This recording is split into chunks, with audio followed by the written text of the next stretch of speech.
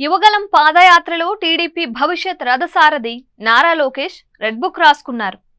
తమ పార్టీ నాయకులు కార్యకర్తల్ని ఇబ్బంది పెట్టే పోలీస్ ఇతర శాఖల అధికారులు అలాగే వైసీపీ నాయకుల పేర్లను రాసుకుంటున్నట్లు ఆయన చెప్పేవారు.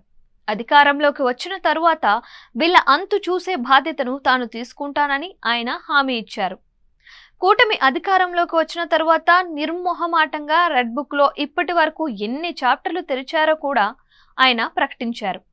అయితే రెడ్ బుక్ లో టీడీపీ సీనియర్ నేతల గురించి కూడా ఆయన రాసుకున్నట్టు పార్టీలో అంతర్గత చర్చ జరుగుతోంది.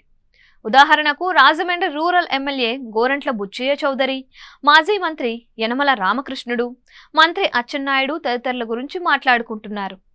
అచ్చెన్నాయుడుకు మంత్రి పదవి ఇచ్చారు. అంతకు మించి ఆయనకు ప్రాధాన్యం లేదు. అందుకే అచ్చెన్నాయుడు మంత్రిగా ఉన్నా లేరు అనే భావన కలుగుతోంది.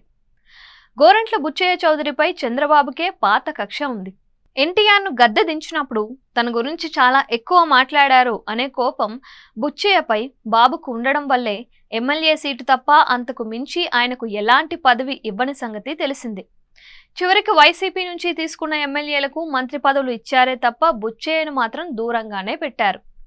అలాగే 2019లో అధికారం పోయిన తర్వాత లోకేష్, చంద్రబాబుపై బుచ్చయ్య ఘాటు విమర్శలు చేసిన సంగతి తెలిసిందే. ఇవన్నీ లోకేష్ మనసులో ఉన్నాయి. యనమల రామకృష్ణుడు, పట్టాభి లాంటి నాయకులంతా లోకేష్ గురించి ఆఫ్ ద రికార్డ్గా నెగిటివ్ గానే మాట్లాడుతున్నారు అనే ఆరోపణలైతే లేకపోలేదు. అందుకే పట్టాభికి కనీసం అపాయింట్మెంట్ కూడా లోకేష్ ఇవ్వరు. ఒకసారి లోకేష్ దృష్టిలో వ్యతిరేక భావన ఏర్పడితే ఎట్టి పరిస్థితుల్లోనూ వాళ్ళను ఎదగనివ్వరు అనే టాక్ అయితే టీడీపీలో ఉంది. అందుకే పదవులు దక్కని ఏ మాత్రం పనులు కాని టీడీపీ నేతలంతా తాము లోకేష్ రెడ్ బుక్ లో ఉన్న వాళ్ళం అని వ్యంగ్యాస్త్రాలు విసురుతున్నారు. లోకేష్ టీంలో తాము లేమని, పైగా ఆయనకు టార్గెట్ అయ్యామని కూడా సీనియర్ నాయకులు మాట్లాడుతున్నారు. తనకంటూ ఒక టీంను ఏర్పరుచుకొని ముందుకు వెళ్ళాలి అనే దృఢమైన ఆలోచనతో లోకేష్ ముందుకు వెళ్తున్నారు. అధికారం ఉన్నా లేకపోయినా తన వెంట ఉంటారు అని నమ్మిన వాళ్ళనే లోకేష్ ఆదరిస్తున్నారని ఆయన సన్నిహితులు చెబుతున్నారు.